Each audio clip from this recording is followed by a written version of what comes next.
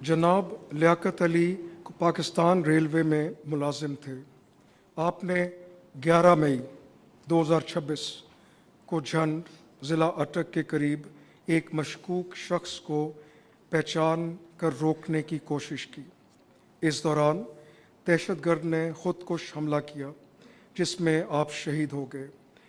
آپ کی بروقت کارروائی سے ایک بڑا سانحہ ٹل گیا اور کئی قیمتی جانیں بچ گئیں۔